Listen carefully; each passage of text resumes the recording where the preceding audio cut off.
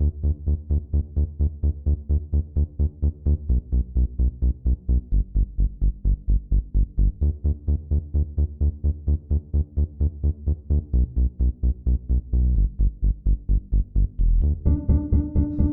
and welcome everybody to the 21st episode of the Paleoconnection. Today we are joined again by Hentie, who by now is somewhat of a regular on the cast.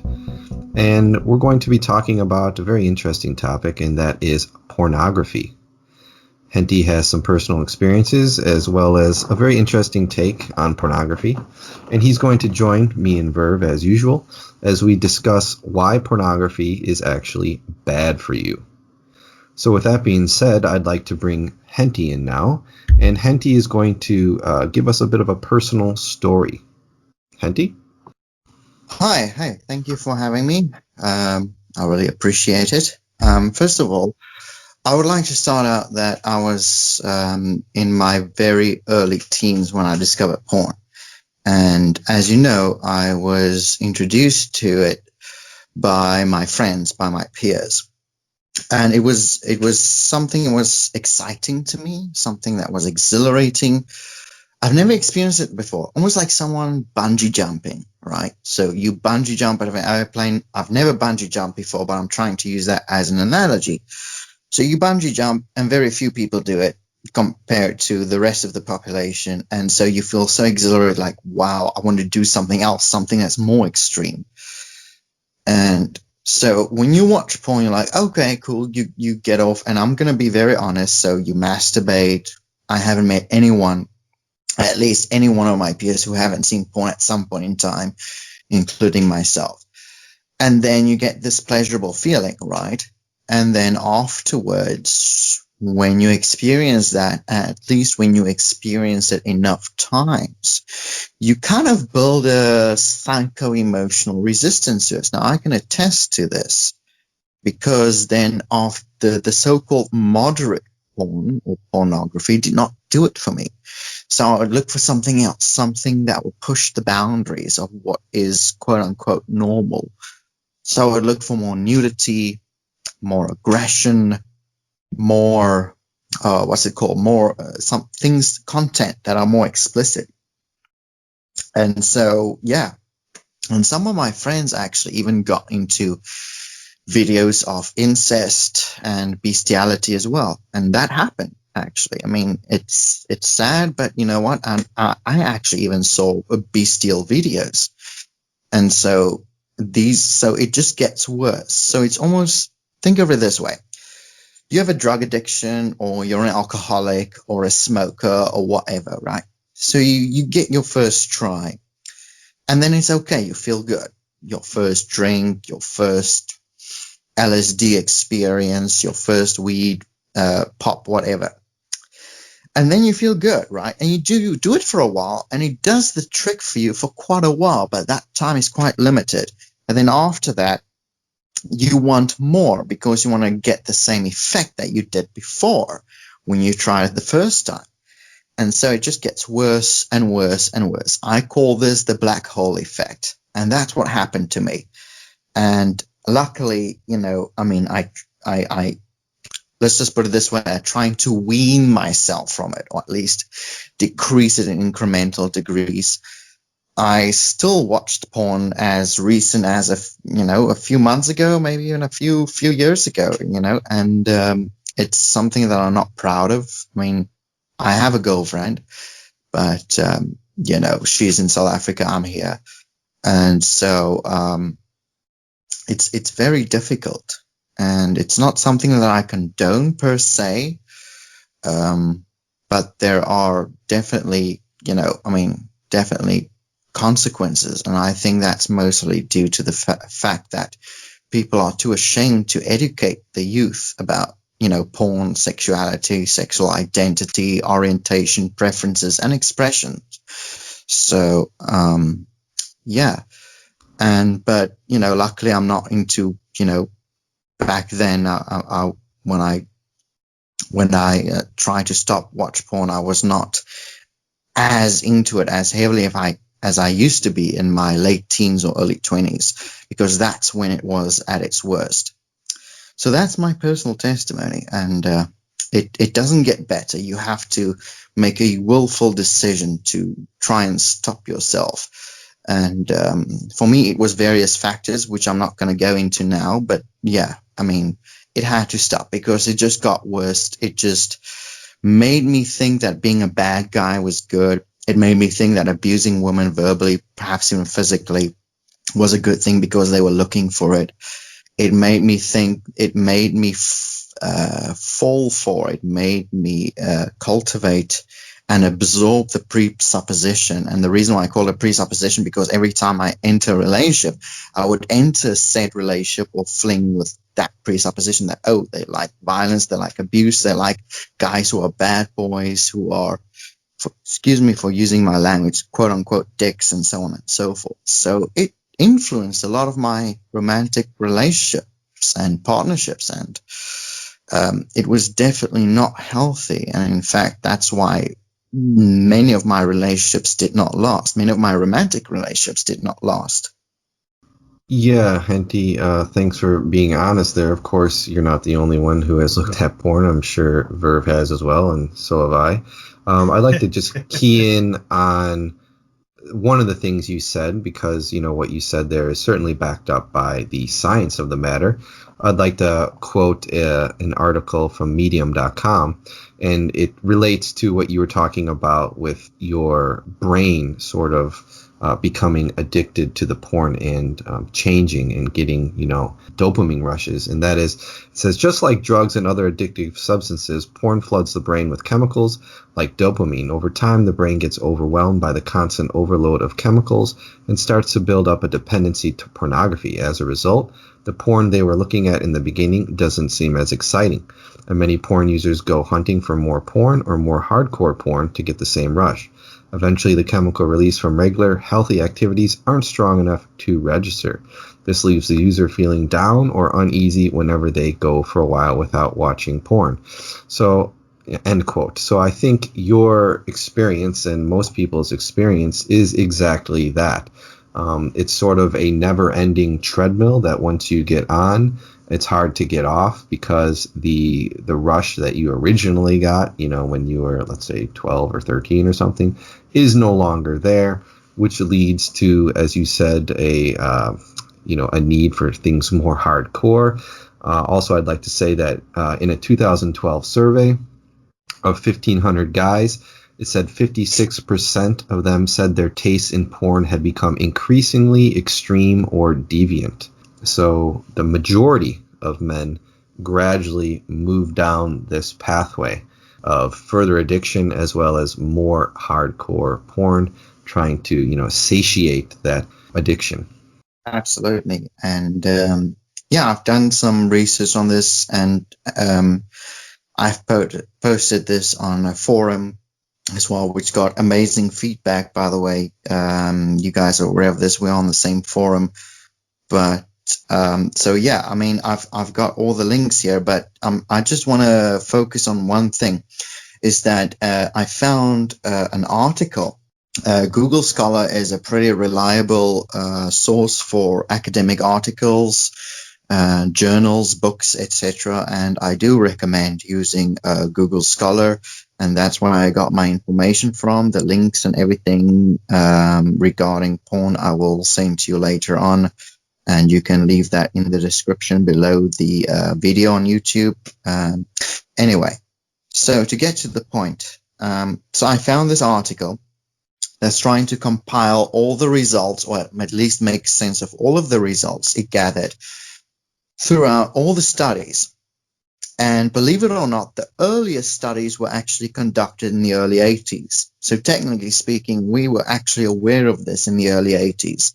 The fact that we don't try to curb this is a bit alarming to me. But anyway, so allow me to read what I've gathered from this article. So this article says that pornography seems to influence it seems to influence you sexually, but it not only does that, it influences the degree to which you sexually deviate. So Now, what do I mean by that? So it influences your sexual deviancy. Now, what do I mean by that? What I mean by that is that when you watch porn, so let's just say you take a universe where you never watched porn, you take an alternate universe where you watched porn. When you take a universe where you never watched porn, your trajectory would have been the same. You would have had your first kiss holding your hand with whatever partner, romantic or sexual partner. You've had your first sexual encounter, sexual experience, sexual intercourse, etc. The normal way, quote unquote normal. And with pornography, it alters that. It alters the trajectory. So instead of, okay, for example, let me give you a concrete example. So, boys always masturbate, and even girls do. Girls masturbate as well. But with pornography, they do it more often. And with pornography, both girls and boys tend to be more aggressive or be willing to accept more aggressive behavior as sexual cues for some reason. It also influences perpetration. Now, what I mean by perpetration, it literally means sexual abuse of any kind. I mean, it can be rape or the inclination to want to rape. It can be the desire to be violent towards a woman with the hopes of getting her sexually aroused so you can go home with her that night, etc. It goes on and on. It also, interestingly enough, perpetuates the quote-unquote sexual myth. Now, what do I mean by the sexual myth? Well, the sexual myth, it's not the myth that you think it is, not like the feminist sexual myth. It's the myth that it's the view that women are raped because it's their fault. And the people who rape them or the men who rape them are quite perfectly normal. That's the sexual myth. The sexual myth is that, okay, again, just to repeat, the sexual myth is the view that women cause their own rape and that rapists are actually just normal human beings. So yeah, that's quite disturbing. And apparently it goes both ways to a certain degree. I mean, men towards women more than women towards men, but still pornography influenced that quite significantly. And this article is based off of an article entitled Meta-analysis of the published research on the effects of pornography. And it was done by the National Foundation for Family Research and Education, done at the University of Calgary in Alberta. I assume it's also the case that viewing pornography doesn't just increase sort of the deviancy as far as potentially violence goes, but for also just other forms of fetishes that I don't think necessarily, involve violence, and potentially other myths too, like myths not necessarily around that women desire to be raped or that men naturally will end up raping people or anything, but just like these ideas that people are actually a lot more sexually active than they really are, that society is more perverted than it really is, and that basically everything is more hypersexual than it really is. Because I remember in high school thinking that many people were very sexually active, that of course all these crazy sexual scenarios are plausible, and that when you go off to university or reach adulthood, you're confronted with all of these other things. And, to some degree, yes, these things do happen and it's true, but it's also certainly the case that when anybody's watching pornography a lot, I think it really distorts their expectations versus what really is happening. It's true. You're right. And one of the videos that I sent on the forums is that, the speaker call, I think, entitled Let's Talk Porn. You're probably aware of this. The speaker's name is Maria Allen or Arlen, because there's an H after the A, so I assume Arlen. Anyway, and she was talking about the fact that, couples, people who are sexually active should explore sexuality on their own terms discreetly and do it for themselves. Now, of course, there are people who don't know what sexuality is, and there's a possibility that they might need porn to prompt them. And that's, I suppose, I don't agree with it, but in a sense, I would say it's fine, because if you had no other education, how else are you supposed to know? At the same time, with our current media, porn is the most horrible media to look for reference points. And I think we should explore, like Maria Allen said, we should explore our sexuality on our own terms. And excuse me, and another speaker, another TEDx talk speaker, she spoke at TEDx at where was it, Christchurch in New Zealand. Her name is Jo Robertson, and she was like, this is also, interestingly enough, and kind of counterintuitively damaging the LGBTQ community as well, because now they have all these fetishes. Now, like you said, Jacob, and you said it quite succinctly, it's not necessarily violent, but like I said, even myself included and other people, we were looking for bestiality porn. We were looking for incestuous porn. We were looking for interracial porn where the girl was forced, or other way around, a white guy forcing a black girl, or a black guy forcing a white girl, whichever way, or a threesome. And that's the fetish that I think you are touching upon. I'm just giving a few examples. Incest, bestiality, threesomes, orgies, forced rape, even what we call amateur porn. There's even amateur porn available where people are just literally, taking videos of sexually assaulting women. They're taking videos of that and they're posting it. It's actually happening. Yeah, that's exactly right. One of the things that really concerns me these days is the ease at which entering the quote-unquote porn industry, or the industry, is.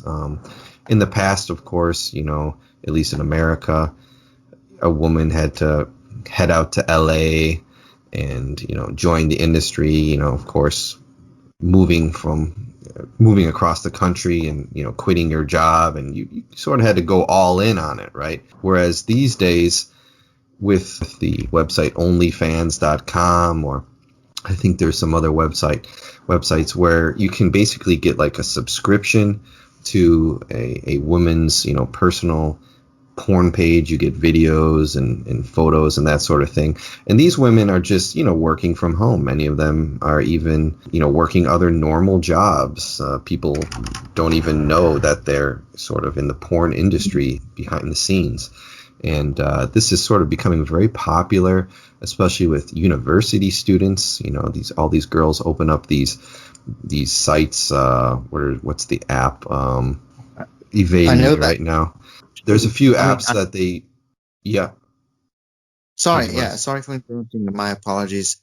I know that TikTok is one of, at least it's on its way there, TikTok, and there are definitely pornographic images on Instagram.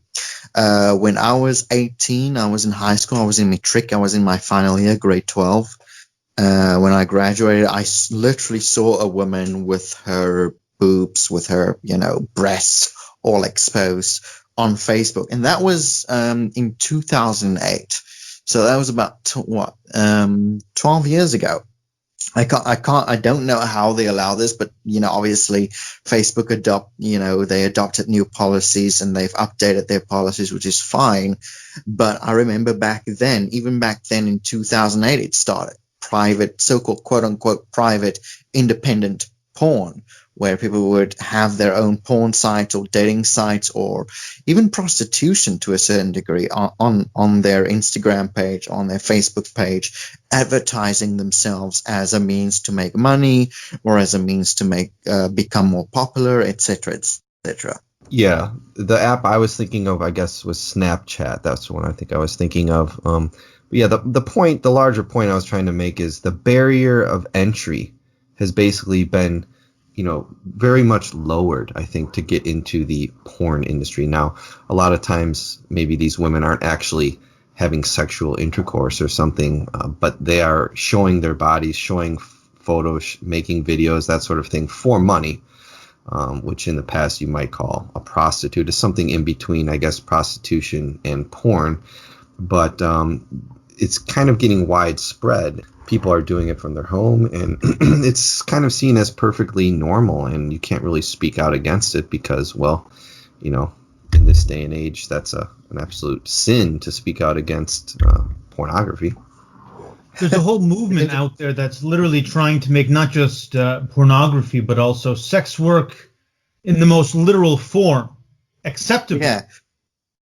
And the thing is that in my experience is that, I mean, I was a teenager and sexting actually became a thing when I was a teenager, believe it or not. Some women would send their nude pictures to my friend, to myself as well. I mean, I don't approve. I was very sexually active because of porn, thanks to porn. And, you know, what is interesting, back in the day, we used an application in South Africa called Mixit.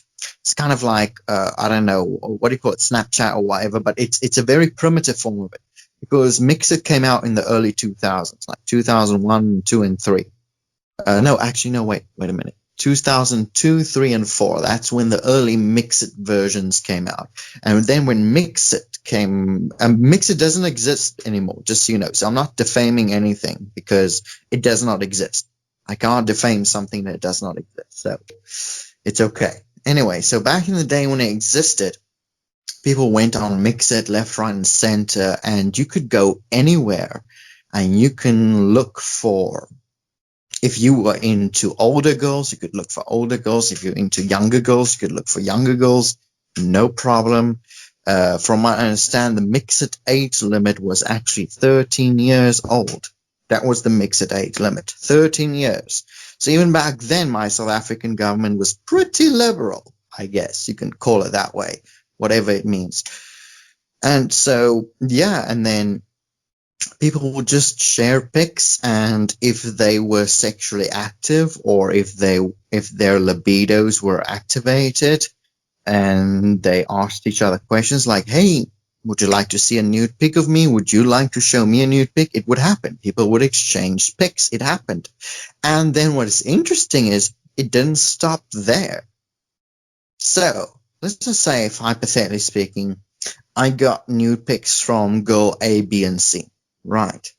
Now I get in contact with another girl, and then that girl says, well, I'm not your girlfriend. I don't want to be in a relationship with you, but I want to trade pics with you.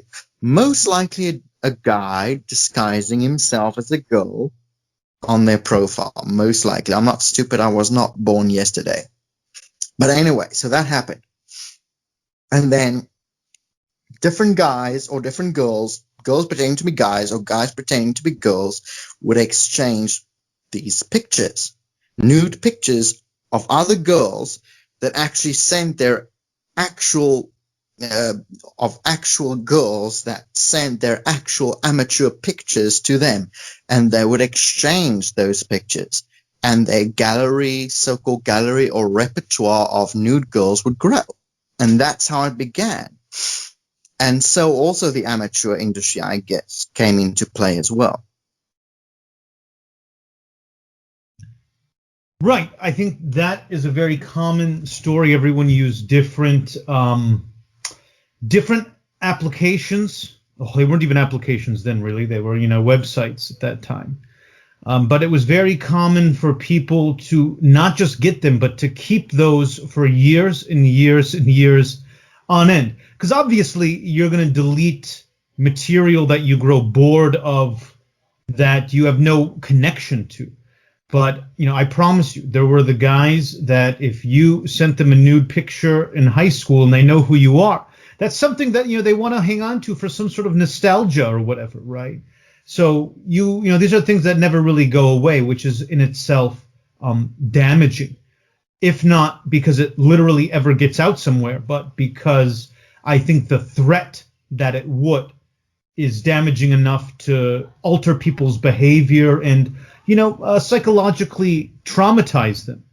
There's even a story I read about a girl who at age of 14 or 15 shared a picture with some guys, and other guys got it, and they said, oh, if you don't give us more and new material, we're going to show this picture to your mother and tell her that you've been doing this. So she was blackmailed into a position of doing this. and it resulted in such psychological harm. She didn't want to go to school anymore. She eventually dropped out and basically became homeless after the whole ordeal was said and done. And that's my whole premise. I mean, I guess that basically homes in my whole premise. I mean, I think that, I mean, for people who are not exposed to proper sexual education, or their parents don't want to or refuse to, or for some reason can't educate them about sex, I absolutely empathize with these people looking towards porn, because it's the only quote-unquote sex educator. But or what we call in South Africa, it's a very politically correct term, because believe it or not, South Africa, in terms of political correctness, is ahead of its time. We call it life orientation, you know. So that's the euphemistic term we're using. And what is interesting is that it doesn't stop there. So I call it the black hole area. So no pun intended, by the way. So you reach to use the black hole metaphor. So you approach the event horizon, and after you go through the event horizon, there's a point of no return. You can't go back. So it's the same thing. So, but it loops in and of itself. So that's what that girl was doing. What that girl was doing is she was digging her own grave in terms of her reputation. Now, of course, she's young, she's naive, she's ignorant, she didn't know any better. But if let's just say hypothetically I were that girl, and I somehow, my consciousness were inside her, I would have said, you know what? No, let it be exposed, because maybe for some reason I might become popular on a different platform and let other people know that this is actually happening. And so those guys will get exposed instead. And that's the irony of it all.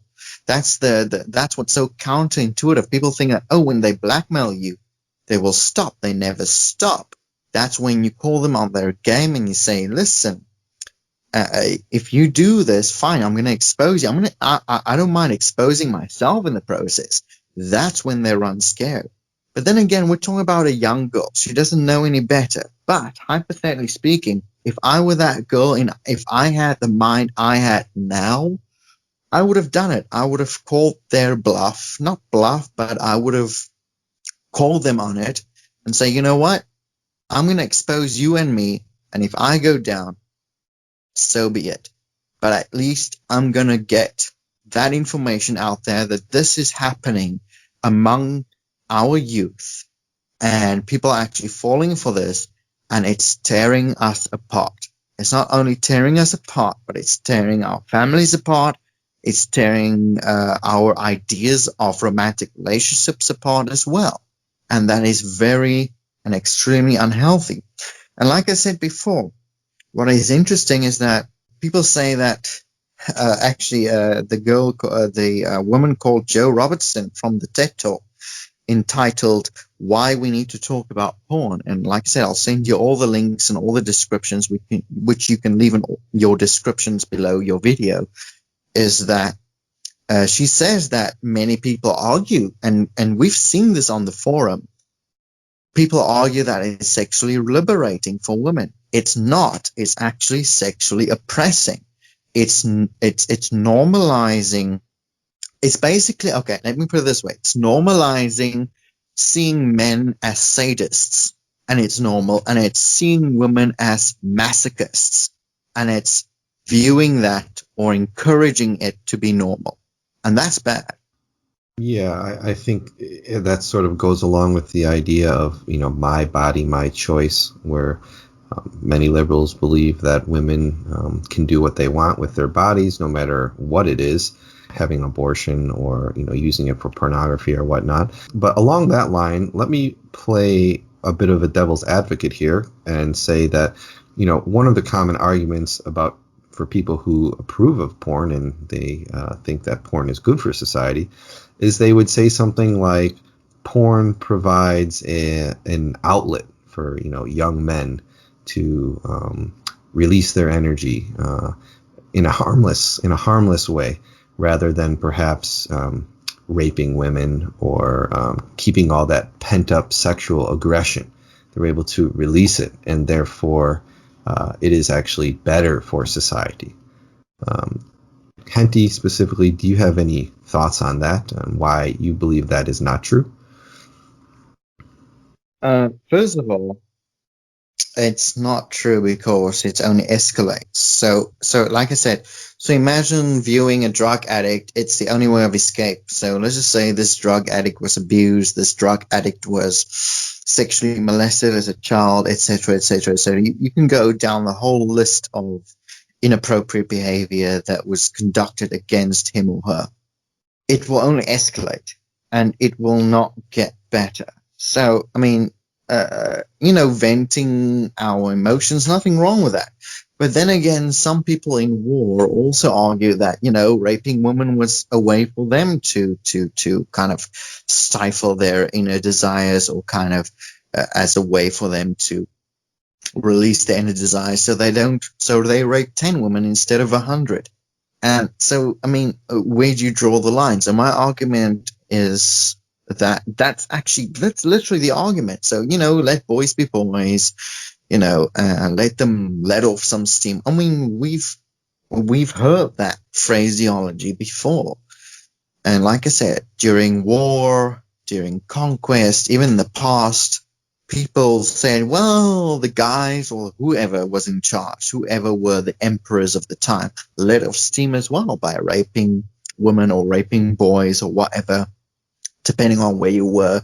It was Greco-Roman, it was probably boys. But other than that, I mean, we're just letting off steam. But then again, for them, that was their pornography.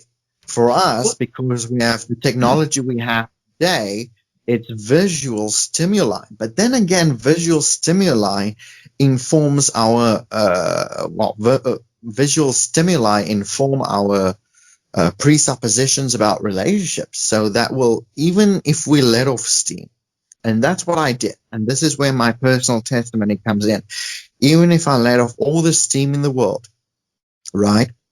So when I met up with at some point in time, I'm going to be honest with you, at some point in time, I masturbated over 5 times a day. That's a lot, I know, but it happened.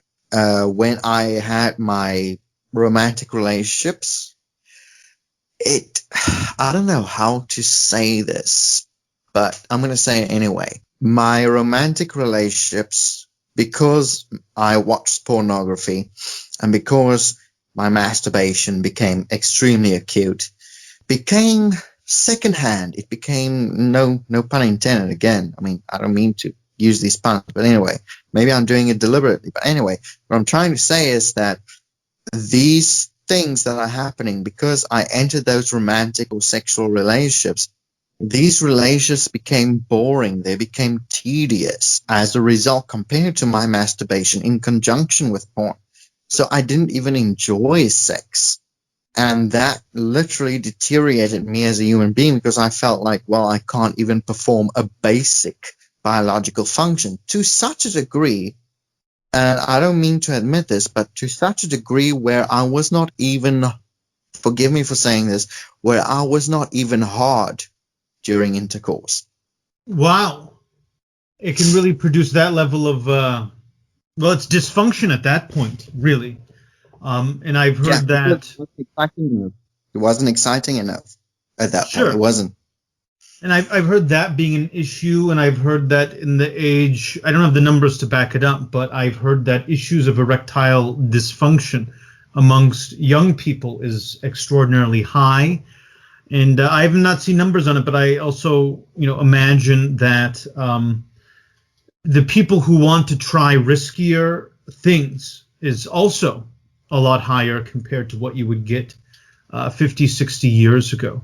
I'm going to be obscene for a second, but I remember seeing a video where a man who was involved in the pornographic industry was talking, and don't listen if you're easily offended, but he said that in the year, whatever year that Deep Throat video came out, that was really this novel idea of a woman deep throating during the oral sex, right? It was a new idea. But the guy responded like, nowadays you get these 18-year-old actresses in there. Every single one of them knows how to do it. The average 18-year-old woman going into the industry is, as a standard, already knows these things that were once novel in pornography several decades earlier. It's kind of like everything is becoming more extreme. Yeah, that's true. And it's very sad and upsetting. So Brandon, what do you think? What's your take on it? Well, I was just going to add that, what you said about not being able to, perform in a regular sexual act is something that Medium article that I was talking about actually talked about. I'll just quote it here. It says, porn users kill their ability to perform sexually in real life by conditioning their brain to get aroused by sitting alone in front of a computer rather than being with an actual person. So it seems as if the issue that you personally had is by no means an issue that you alone had to deal with. It seems to be a very, common symptom of this problem. With that being said, what do you guys think about just the idea that, kind of to zoom out a bit, the idea that, we're saying that porn is not good for our society? Do you think that is even an acceptable thing to say nowadays? Has the train already left the station? In other words, it seems that vice crimes, in particular, drug use, gambling, prostitution, they seem to be being very liberalized these days. Of course, legalizing marijuana in the United States and many places around the world. There's been a lot of talk about legalizing every drug. There's been talk about legalizing prostitution. So, in other words, the trend here with these types of crimes or indecent acts seems to be getting more liberal, right? The trend is let's allow everything.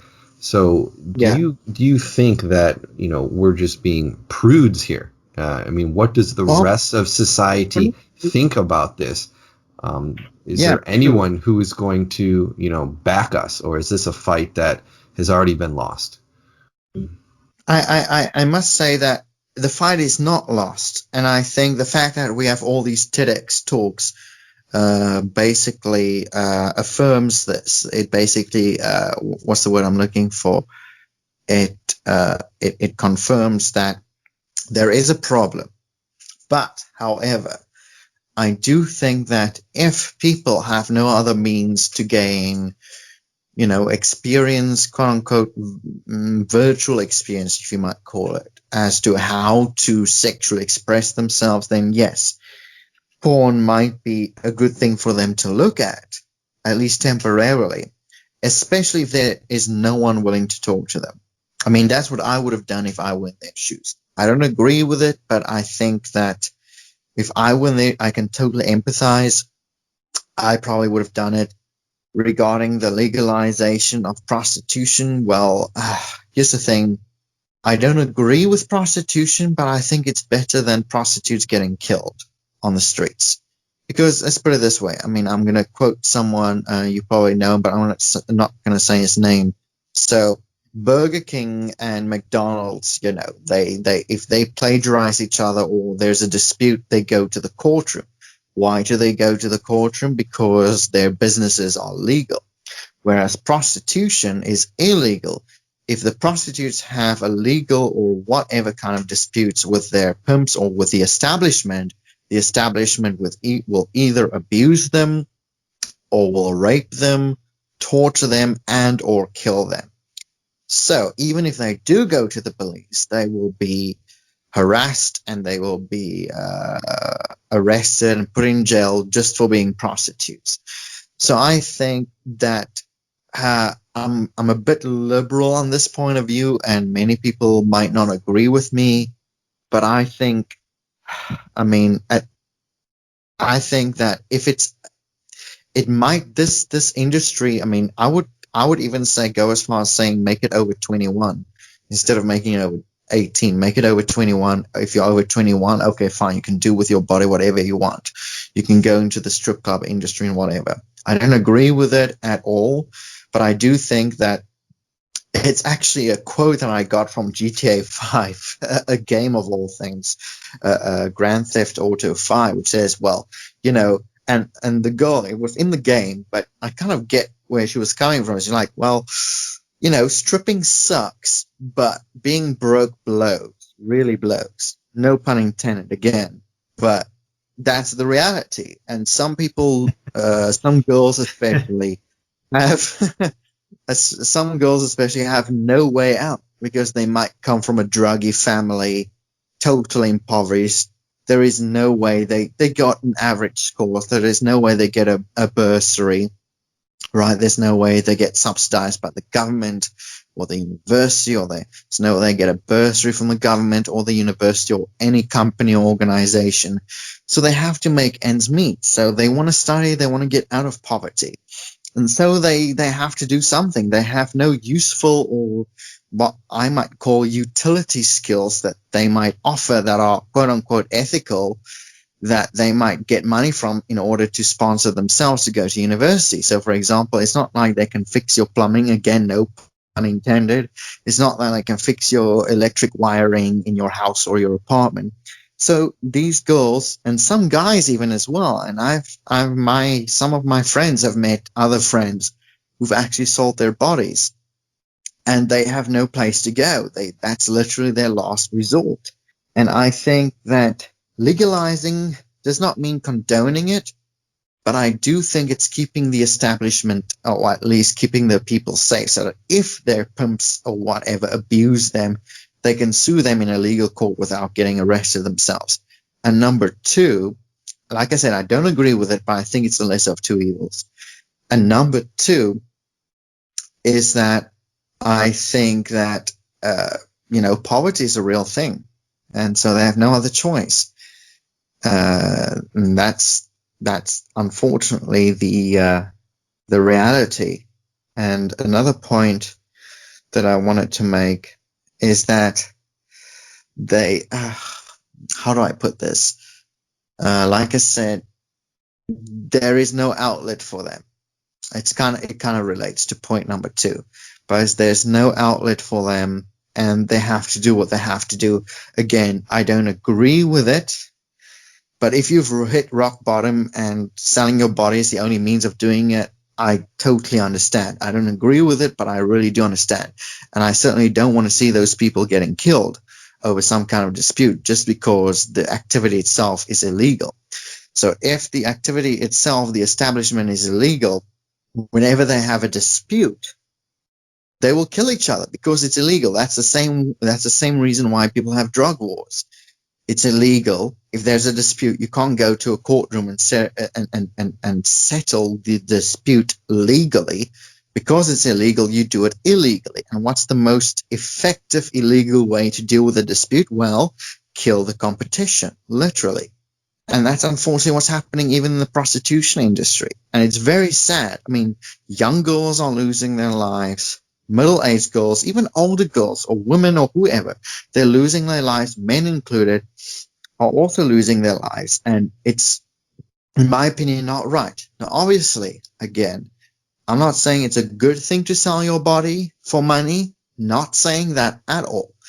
But I do think if it's your last resort, you should at least be able to do it with dignity. And I'm not saying that you should create a porn movie or anything like that. You certainly shouldn't.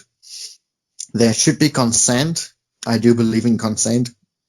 Although consent is not the final arbiter for me at all, because there are certain, how do I say it, certain ethical and moral issues regarding that, because it's certainly not the final arbiter, because I know certain people would argue that, but it's not.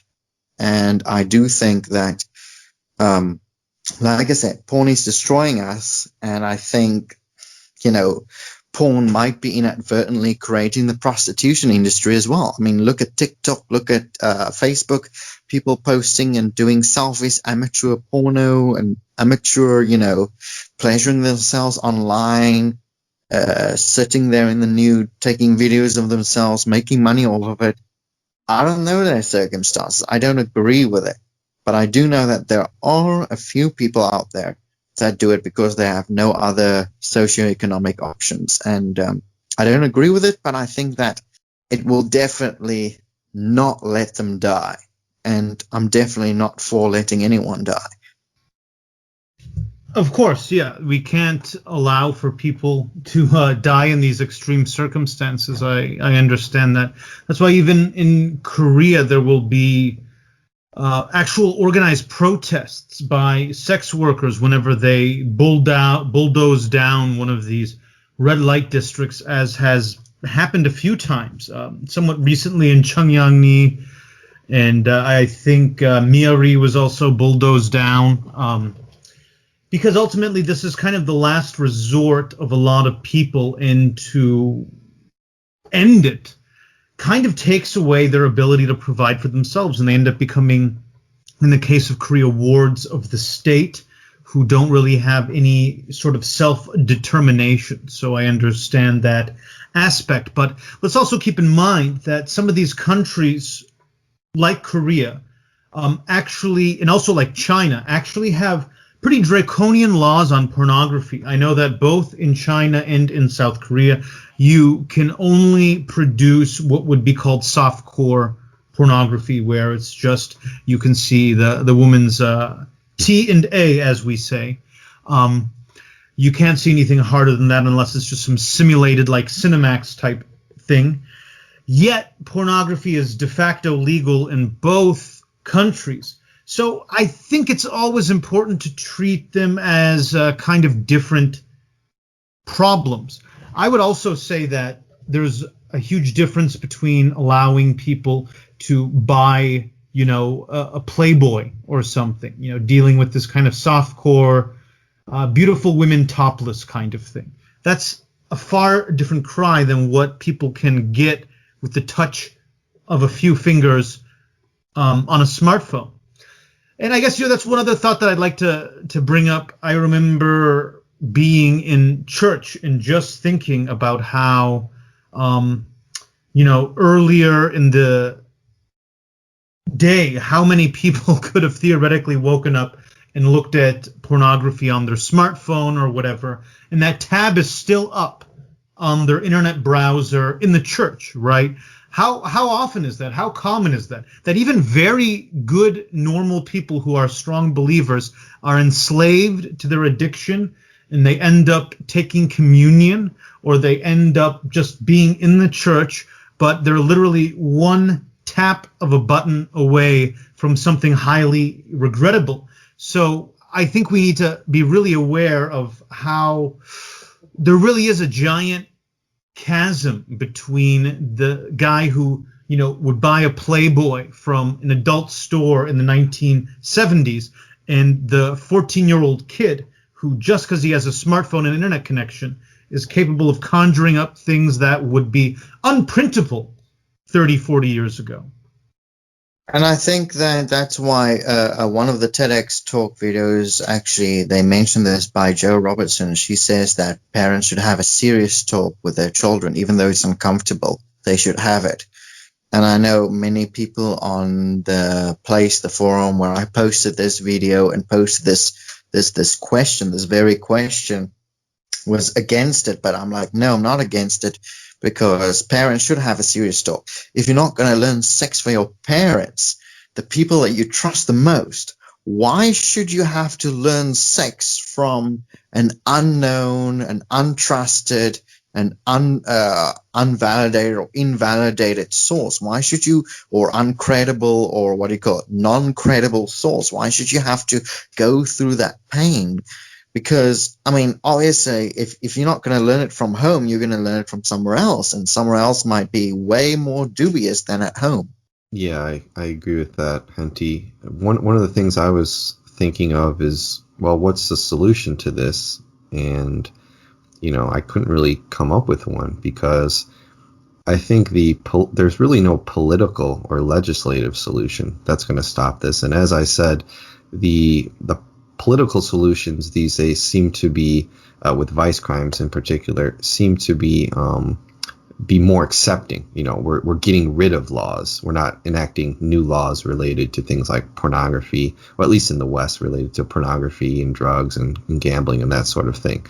So it almost comes down to a sort of spiritual or moral issue that society must deal with. And the problem with that I see is, as more and more people, leave the Christian faith and, become atheists and leave other faiths around the world, I only see this problem being exacerbated because politically, nobody wants to touch it. Spiritually, people are losing their faith. And I think it's just an issue that is going to sort of snowball, and I don't really see an end to it anytime soon. Thoughts on that? You have a good point, Brandon, but before I defer to Jacob, I would like to add this. I've had many conversations with many missionaries in South Africa who've been virtually all over the world. And by the way, Christianity is very, very far from dead, just so you know. So it has a long, long way to go before it even dies out completely, or before it becomes completely extinct, just so you know. I mean, I've got a woman who've told me that she's worked on the, that small piece of ocean in the Mediterranean Sea between Northern Africa and Spain, that small piece of ocean, right? Where Muslim women are coming with their children, holding a piece of the Bible or a small excerpt of the Bible or a torn out piece of paper from the Bible, wanting to know more, and then they're trying to find a better and good life for themselves. Russians, the same thing. Chinese people trying to find meaning in their life, and they're literally they're memorizing pages out of scripture. And then we've got North Korea. Even my I'm not going to call any names, but my former lecturer, she actually taught English in North Korea, and it was an amazing experience for her because the people there were so overly eager to hear the Christian message, not the governmentally sanctioned version of the message, or the governmentally sanctioned version of Christianity, or the governmentally sanctioned version of the gospel. None of those governmentally sanctioned things. And they wanted the authentic, real Christianity, the real message, the real so-called good news of the gospels. It's interesting that we always come back to Christianity for some reason, because I think that in many aspects, Christianity does have not all the answers, of course, because it's still trying to figure itself out. It's been at least over 2,000 years, and it's still trying to figure itself out. And I think that's the beauty of Christianity, because it's always trying to adapt. It's trying to always try and re-evolve itself, which is fantastic. As many theologians have put it, for example, Karl Barth from World War II, a German who was a defector from Nazi Germany, a theologian. He wrote one of the key treatises, or one of the key premises or treatise of the Barmen Declaration. And that was Karl Barth. And Karl Barth said, well, you should have the Bible in the one hand, and you should have the newspaper in the other hand.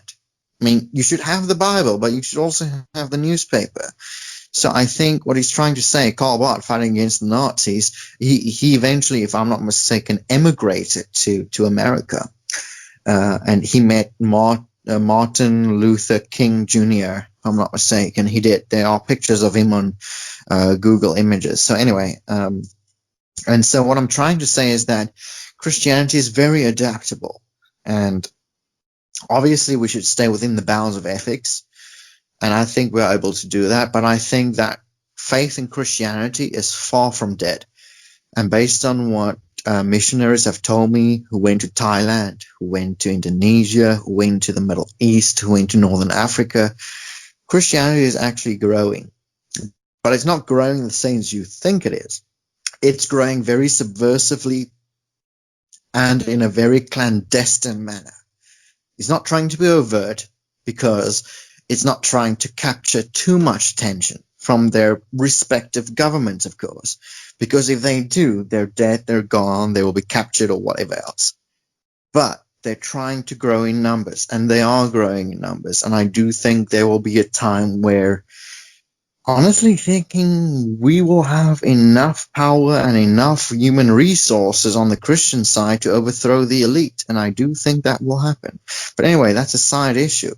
And, you know, like I said, we are still discussing issues like we're doing today, pornography, and those are always relevant issues. What I'm saying is that we should never lose hope. There's always hope.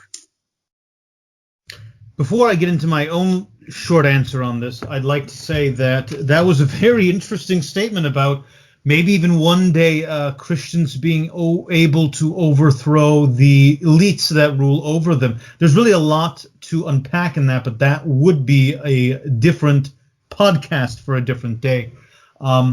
Good statement. So I would say that the really big problem is that you obviously cannot depend on technology to be your friend in this situation.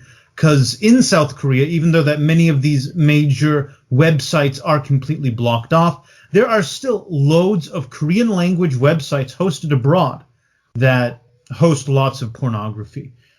It's kind of funny that not only are those kind of popular, but of course, all the big sites that are used all across the world are also provided in the Korean language. It's just a matter of getting on a VPN, or not even getting on a VPN, but sometimes just clicking the right cluster of domain names that pops up mirroring the website.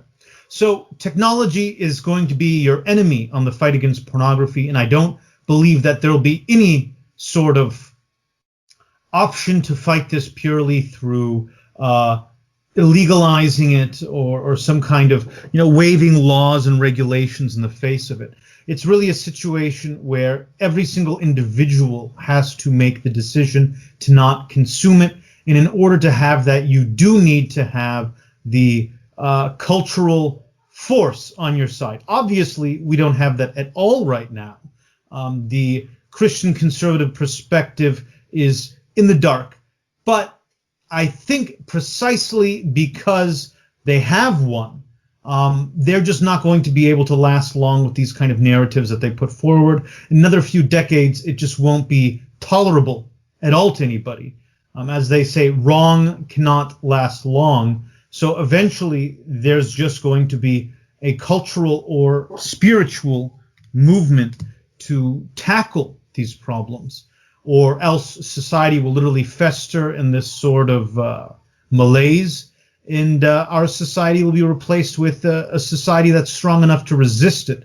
Because, frankly, I feel the power of the youth and of men in general is being very perverted, and also women are being victimized by this as well. And any society that puts this much energy into something so unproductive is going to end up eventually being outcompeted by another society. Yeah, I think you make a good point by saying that the Christian culture is sort of in the dark right now, but it is lurking. And I to answer my own question, I do kind of think that given enough time, if Christians just continue to say this sort of message about porn, about LGBTQ issues, things like that, that eventually, and I think it is like, we're talking about porn right now, we're kind of seeing it with porn, but I think we'll eventually see it down the road with LGBTQ issues. Eventually, Christians will be able to say, I told you so. And at that point, when Christians are able to say, look, I told you, we were telling you guys about porn, 30 years ago. We told you that, allowing gay marriage would start, a dangerous run down a slippery slope.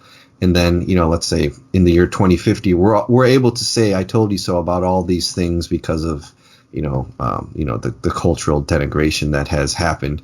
And then at that point, like you said, I think we can perhaps see a sort of a new movement and a new embracing of these, historically Christian conservative views of, sexuality and pornography and that sort of thing. But yeah, I think it's going to take time for that pendulum to swing back and to back the other way. And, who knows how long it will take and how much damage it will do in the meantime, though. But I do think that it's interesting what you touched upon.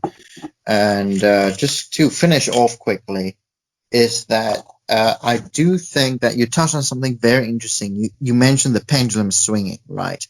And what is interesting about the pendulum swinging, I'm not saying that all LGBTQ communities are like this. I'm not saying this at all. I do have a gay friend, and he is a Satanist. He's not the Satanist like a devil worshipper, but he's a Satanist in terms of being subversive to all major cultists, towards all major institution, religious, spiritual, otherwise, in that sense. So I guess you can call him a metaphorical Satanist. And I do empathize with that to a certain degree, because I was also there and I know what it feels like to be excluded by Christians myself.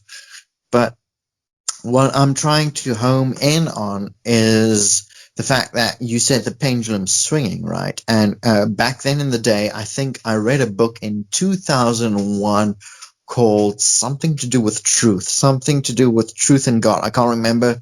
If I can find the book, I'll ask my dad to take a picture of it. I'll send you the ISBN number, a code number, and all that.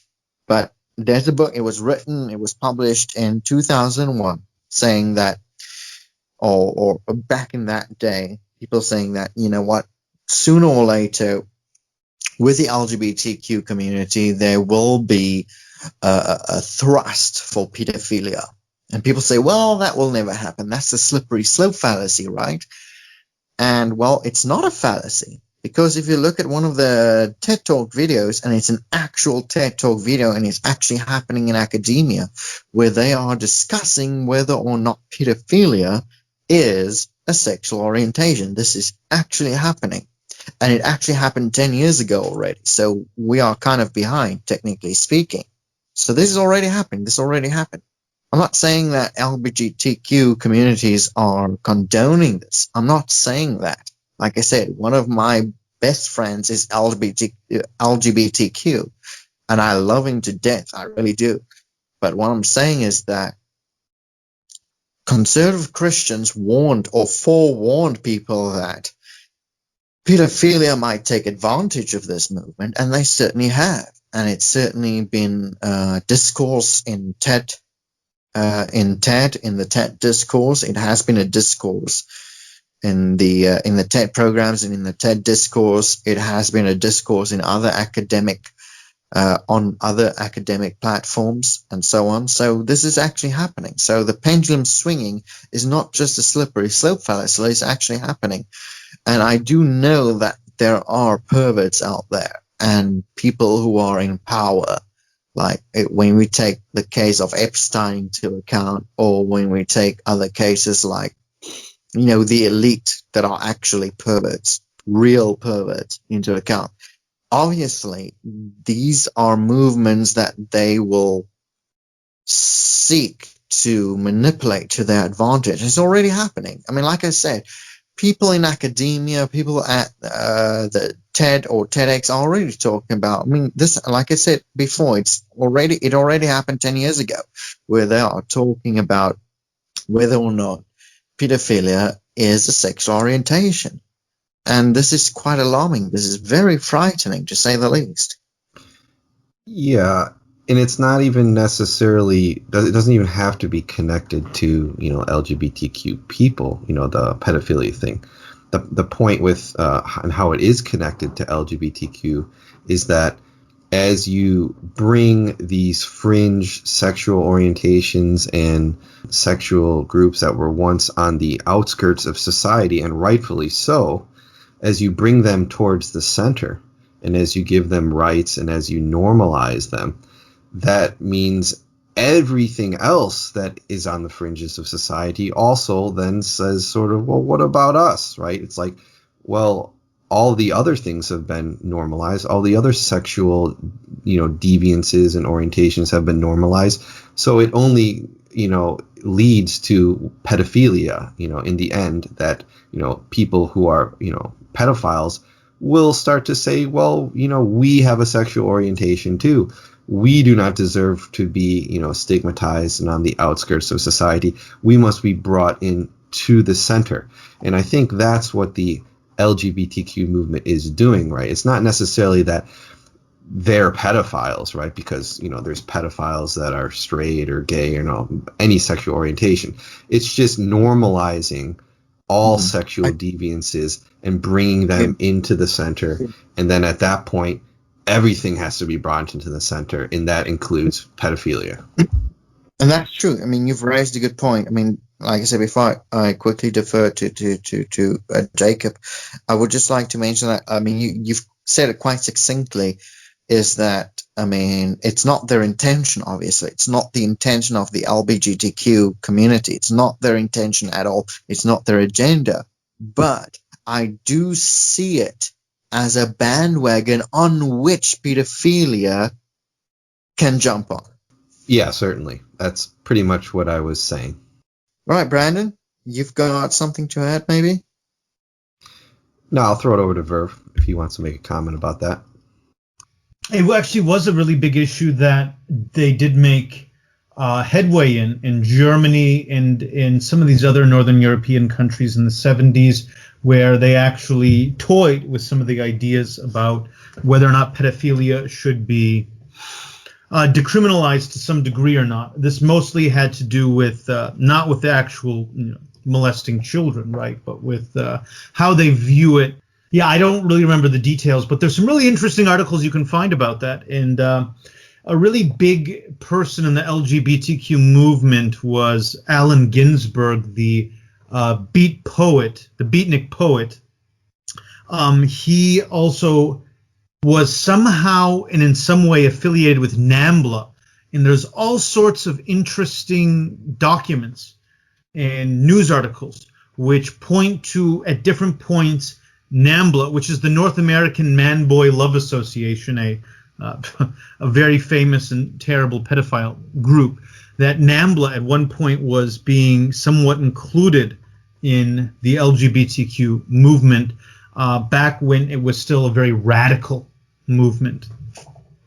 Yeah, you raise a good point, Jacob. I think, honestly, this is a topic for a whole nother day, but if I might, I'm going to end over this. The Greco-Roman era, they also had this whole man-boy relationship thing. It happened. It's well documented. And I think that we've moved away from that after that era, and now we're coming back towards that same ethos. And I think it's quite interesting that we've gone a whole full loop, that we've done a whole circle from moving away to that kind of ethos to coming back to that ethos. And I do find that very peculiar and interesting. But even with our technology, our enhanced technology, and with everything that we have. Okay, yeah, very true. I always thought NAMBLA was sort of a joke. I remember visiting their website, I don't know, 20 years ago, because one of my friends told me, hey, check out this, North American Man-Boy Love Association. Isn't it funny? And I remember seeing, some antiquated website about the group, and I wasn't even sure if it was actually real. But I do also remember, as Verv said, they were in some ways represented by the early LGBTQ movement. But yeah, I think you can find some things on Wikipedia even about that. It's definitely documented online somewhere. With that being said, even though we got off topic a little bit from porn, these topics are, of course, related. Are there any last words, Hentie or Verv, that you would like to end this cast with? I would just say, for me personally, I would just say that if you go down the pornographic rabbit hole, you will not like what comes out the other end. You won't like what you see, or at least when you come out the other end, you look yourself in the mirror, you won't like what you see. And in fact, your former self or your younger self will definitely not recognize you. That's it. I would just say that if you are struggling with the addiction or just even ending any kind of masturbation, there's a lot of good apps out there that can help you. I am someone who now no longer drinks, so I use an app for that kind of thing. And you can basically find ones like Rewire Companion, or the one that I use for alcohol, which is, what it's called. Easy Quit Drinking, and they basically just track how long you've gone without things. And there's something really psychological about when you gamify something and when you try to set new scores and when you try to analyze your patterns. So look into things like that, and I think it'll help you a lot in breaking your habits. Okay, very good suggestions there, Verv. I'd like to thank Hentie once again for joining us, and again, we'd like to have you again on another episode if you wouldn't mind. With that all being said, let's end this cast, and we'll see you guys next time on the Paleo Connection. Thank you. Of course. Thank you. Thank you so much.